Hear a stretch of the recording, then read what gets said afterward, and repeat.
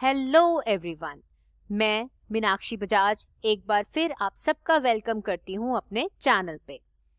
आज का हमारा वीडियो लेक्चर है प्रिंसिपल्स ऑफ मैनेजमेंट के बारे में। क्योंकि ये एक बहुत इंपॉर्टेंट टॉपिक है तो इसको एक्सप्लेन करने के लिए मैंने लेक्चर में केस स्टडीज इंक्लूड की हैं। ये पार्ट 2 है प्रिंसिपल्स का। फर्स्ट पार्ट ऑलरेडी मेरे चैनल के ऊपर अवेलेबल है, आप वहां से देख सकते हैं। तो आइए स्टार्ट करते हैं आज का video lecture with lots and lots of positive energy. तो प्रिंसिपल्स ऑफ मैनेजमेंट दिए थे हेनरी फ्यूल ने, जैसे कि मैंने आपको फर्स्ट पार्ट के अंदर समझा दिया था। 6 प्रिंसिपल्स ऑलरेडी फर्स्ट पार्ट में डिस्कस हो चुके हैं, तो आज हमने स्टार्ट करना है 7th प्रिंसिपल के साथ। लेकिन उसको स्टार्ट करने से पहले मेरी एक जरूरी बात तो मान लेना डियर लर्नर्स। सबसे पहले मेरे चैनल को सब्सक्राइब कर लीजिए और आज की वीडियो को लाइक करना मत भूलिएगा। लेक्चर को ज्यादा से ज्यादा शेयर कीजिए ताकि हर एक स्टूडेंट जो लाइफ में कुछ पाना चाहता है उस सपने को अचीव कर सके। तो 7th प्रिंसिपल है सेंट्रलाइजेशन और डिसेंट्रलाइजेशन का। सेंट्रलाइजेशन हो या डिसेंट्रलाइजेशन हो, इसके पीछे है सोच, मैनेजमेंट की सोच कि वो डिग्री ऑफ कंट्रोल कहाँ पे रखना चाहती है। देखिए, डिग्री ऑफ कंट्रोल हाई या लो होती है। हाई डिग्री ऑफ कंट्रोल का मतलब होता है कि सेंट्रल पार्ट पे सारा कंट्रोल रखा जाएगा, यानी टॉप मैनेजमेंट सब कुछ अपने हाथ में रखेगी। लेकिन अगर डिग्री ऑफ कंट्रोल लो है, उसका मतलब होता है कि काम को लोगों में डिस्ट्रीब्यूट कर दिया जाएगा। अब सेंट्रलाइजेशन करें या डिसेंट्रलाइजेशन करें, ये डिपेंड करेगा कई सारे कारणों के ऊपर। इसमें बहुत ही इंपॉर्टेंट कारण है 2। पहला है कंडीशन ऑफ बिजनेस, हमारा बिजनेस सफलता की ओर जा रहा है कि लॉसेस की ओर जा रहा है। अगर तो बिजनेस लॉसेस की ओर जा रहा है तो सेंटर सब कुछ अपने हाथ में वापस ले लेगा। और दूसरी बात है क्वालिटी ऑफ एम्प्लॉइज, यानी हमारे पास किस तरह के लोग काम करते हैं। अगर तो लोग काबिल हैं, समझदार हैं, तो डिसेंट्रलाइजेशन की जा सकती है। डिसेंट्रलाइजेशन का टॉपिक मेरे चैनल पर अवेलेबल है, तो डिटेल में आप उसको वहां से देख सकते हैं। यहाँ पर इस टॉपिक को अच्छे से समझाने के लिए मैंने आपके लिए एक चार्ट बनाया है, ये आप एग्जाम्स में बना के आ सकते हैं। देखिए, अगर तो ऑर्गेनाइजेशन में सेंट्रलाइजेशन होगी तो टॉप मैनेजमेंट सारी पार अपने हाथों में रखेगी, सारे डिसीजंस वो खुद ही लेंगे। अगर डिसेंट्रलाइजेशन होगी तो उसका बिल्कुल उल्टा हो जाएगा, डिस्पर्सल। डिस्पर्सल का मतलब बांट दिया जाना, डिसीजन मेकिंग की पार को एम्प्लॉइज के बीच में बांट दिया जाएगा। तो ये मैनेजमेंट की सोच है कि सेंट्रलाइजेशन करें या डिसेंट्रलाइजेशन करें, और इसके पीछे कई सारे फैक्टर्स इन्वॉल्व हो जाते हैं। प्रिंसिपल नंबर 8, स्केलर चेन या line of authority. Scalar chain principle के अंदर हायरार्की को स्टडी किया जाता है, यानी लेवल्स। एक ऑर्गेनाइजेशन के अंदर कितने लेवल्स बनाने हैं सीनियर और जूनियर के। अल्टीमेट अथॉरिटी जो होती है वो टॉप मैनेजमेंट के हाथ में होती है। तो टॉप मैनेजमेंट ये डिसाइड करती है कि लोएस्ट लेवल और उनके बीच में कितने सारे लेवल्स की जरूरत है।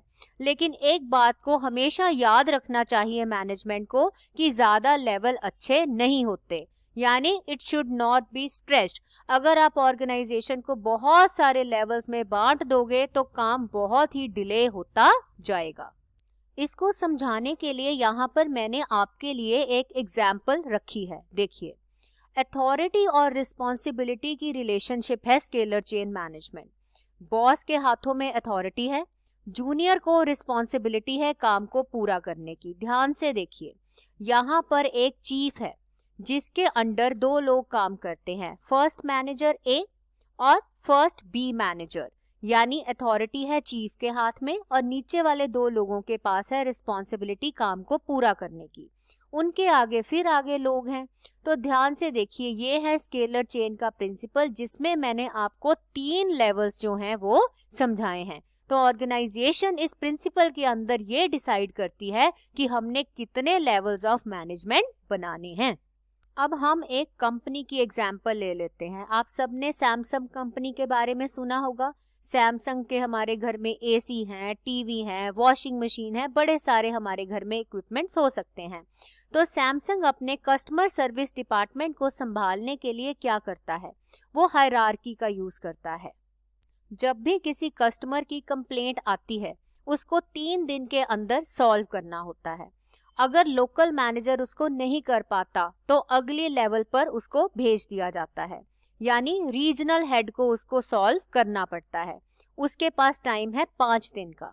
अगर वो 5 दिन में नहीं कर पाता तो वही कंप्लेंट जाती है नेशनल हेड के पास और उसको 7 दिन के अंदर अंदर किसी ना किसी तरीके से उस कंप्लेंट को सॉल्व करना पड़ता है।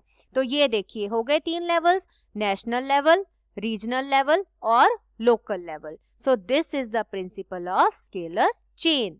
अगर आपको एग्जाम्पल की मदद से अच्छे से समझ आता है तो लेक्चर को लाइक करना मत भूलिएगा। लेक्चर को ज्यादा से ज्यादा शेयर भी करना आपकी ड्यूटी है ताकि सब तक एजुकेशन पहुंच सके। 9th प्रिंसिपल है ऑर्डर। ऑर्डर का मतलब होता है सही अरेंजमेंट करना चीजों की।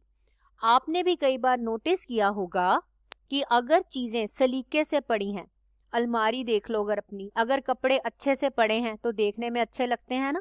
तो ऐसे ही काम में अगर चीजें अच्छे से पड़ी होंगी तो वो अच्छी ही लगती हैं। इसी तरीके से ऑर्गेनाइजेशन में भी अगर चीजों की अरेंजमेंट सही होगी तो काम करने में एफिशिएंसी आएगी, इफेक्टिवनेस आएगी। मटेरियल ऑर्डर और हमारी ऑर्गेनाइजेशन में होना चाहिए सोशल ऑर्डर भी। चलिए समझ लेते हैं। मटेरियल ऑर्डर का मतलब होता है कि जितने भी फिजिकल रिसोर्सेज हैं, जितना भी ऑर्गेनाइजेशन के अंदर सामान है वो एक तरीके से रखा होना चाहिए।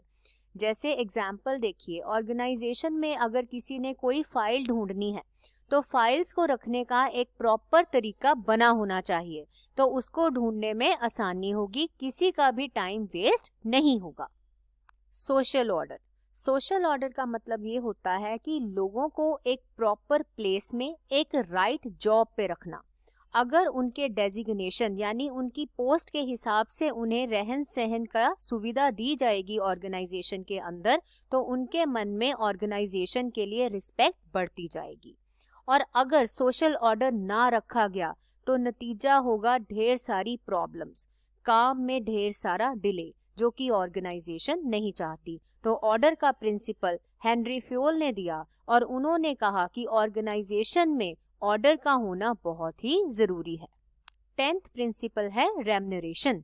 रेम्यूनरेशन का मतलब होता है काम करने के लिए कंपनी जो आपको पैसे देती है। तो पेमेंट एक बहुत ही इंपॉर्टेंट मोटिवेटर है। रेम्यूनरेशन 2 तरीके की ऑर्गेनाइजेशन में दी जा सकती है, मॉनेटरी और नॉन मॉनेटरी। मॉनेटरी का मतलब होता है पैसे के तौर पे, जैसे तनख्वाह तो मिलती है, इसके अलावा कोई इंसेंटिव मिल गया, बोनस मिल गया। नॉन मॉनेटरी का मतलब होता है जो पैसा नहीं होता लेकिन इंसान को उससे सेटिस्फेक्शन होती है, यानी रिकॉग्निशन। अच्छा काम किया तो शाबाशी मिल गई, अगर आपने अच्छा काम किया तो आपको एक बड़ा ऑफिस दे दिया गया। तो रेम्यूनरेशन 2 तरीके की होती है और इन दोनों का ही ऑर्गेनाइजेशन में सेटिस्फेक्शन लाने के लिए बहुत बड़ा रोल है। 11th प्रिंसिपल है इक्विटी। इमेज को ध्यान से देखिए। इक्विटी का मतलब होता है बराबरी। ऑर्गेनाइजेशन में सबको एक ही ढंग से ट्रीट किया जाए, जस्टिस हो यानी इंसाफ हो सबके साथ, हर एक एम्प्लॉय को बिना किसी पार्शियलिटी से बराबरी का दर्जा दिया जाना चाहिए। इस प्रिंसिपल को समझने के लिए हम एक केस स्टडी डिस्कस कर लेते हैं। आपने इस केस स्टडी को समझने के लिए स्लाइड को रोककर ध्यान से पढ़ना है। देखिए, एक कंपनी है एबीसी लिमिटेड, उसके फाइनेंस डिपार्टमेंट में 2 लोग काम करते हैं, एक है मिस रितु और एक है मिस्टर राज। जो रितु हैं वो हर समय काम को बहुत अच्छे से संभालती हैं, लेकिन मिस रितु को हमेशा ही बहुत मुश्किल काम दिया जाता है। दूसरी तरफ जो मिस्टर राज हैं वो मैनेजर के रिश्तेदार हैं, उन्हें हर तरीके की फैसिलिटी दी जाती है और काम भी नॉन टेक्निकल ही दिया जाता है। और सबसे बड़ी बात यह है कि मिस्टर राज की तनख्वाह मिस रितु से ज्यादा है। चलिए अब हम इस केस स्टडी का एनालिसिस करते हैं। अब मिस रितु ये सोच रही हैं कि मैं इतना हार्ड वर्क करती हूँ, और मेरा काम भी बहुत बढ़िया होता है, टारगेट भी अचीव करती हूँ, फिर मेरी तनख्वाह कम क्यों है? मिस्टर राज कह रहे हैं, वाह, मेरे को तो तनख्वाह भी अच्छी मिलती है और काम भी नहीं करना पड़ता। अब इस दोनों सोच का ऑर्गेनाइजेशन के ऊपर क्या असर होगा? तो इसका रिजल्ट ये होगा कि मिस रितु जो हैं, उनकी सोच काम की तरफ नेगेटिव होती जाएगी। क्वालिटी ऑफ वर्क जो है वो लो हो जाएगा। कारण क्या है? इनइक्वालिटी। इसीलिए हेनरी फ्योल ने बोला कि अगर आप ऑर्गेनाइजेशन में सेंस ऑफ अचीवमेंट लाना चाहते हैं तो हर एक इंसान को इक्वली ट्रीट कीजिए। अब जो मिस्टर राज हैं उन पे क्या असर होगा? वो इररिस्पॉन्सिबल हो जाएंगे, तनख्वाह तो पूरी लेंगे लेकिन काम अच्छे से नहीं करेंगे। तो दोनों का जो असर है ऑर्गेनाइजेशन के लिए नेगेटिव है। तो दिस इज द रीजन कि प्रिंसिपल ऑफ इक्विटी बहुत ही इंपॉर्टेंट है। अब अगर ये केस स्टडी अच्छी लगी तो वीडियो लेक्चर को लाइक जरूर करना है। Principle number 12, stability of tenure of personnel, यानी जितने लोग आपके पास ऑर्गेनाइजेशन में काम कर रहे हैं उन्हें सिक्योरिटी होनी चाहिए कि हमें नौकरी से नहीं निकाला जाएगा। अगर हम अच्छा काम करेंगे तो हमारा करियर आगे बढ़ेगा, प्रोग्रेस मिलेगी। क्योंकि अगर इनसिक्योरिटी होगी तो लोग काम छोड़ के चले जाएंगे। टर्नओवर का मतलब होता है काम छोड़ के चले जाना, जो कि ऑर्गेनाइजेशन के लिए अच्छा नहीं है। तो इस प्रिंसिपल के हिसाब से अगर लोग स्टेबल रहेंगे तो प्रॉफिट बढ़ेगा।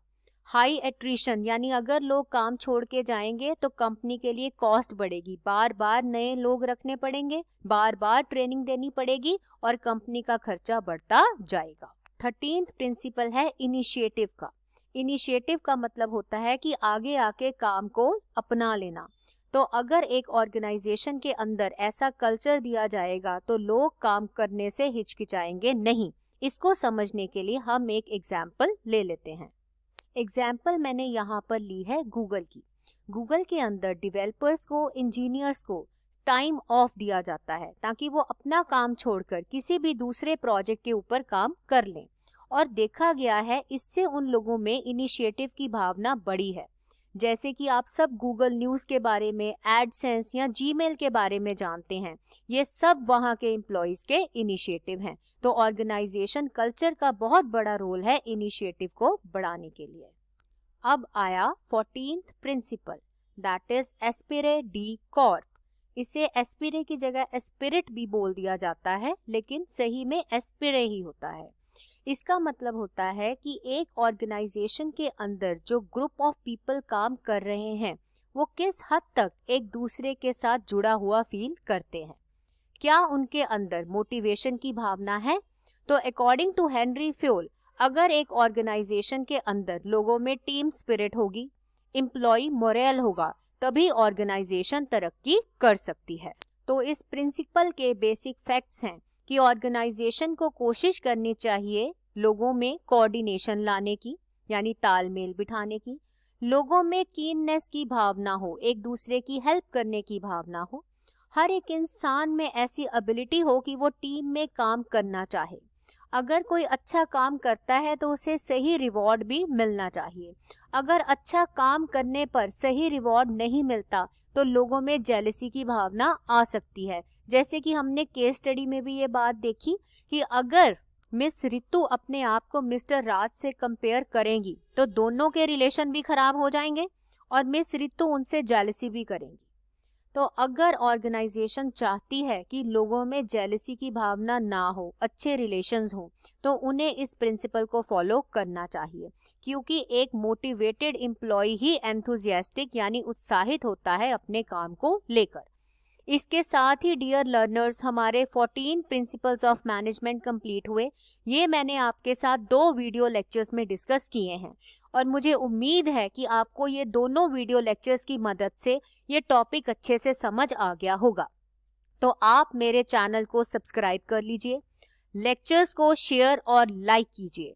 जल्दी मिलेंगे एक नए वीडियो लेक्चर के साथ। सो कीप लर्निंग और भूलिए मत, enjoy learning and all the best for your exams. Thank you, dear learners.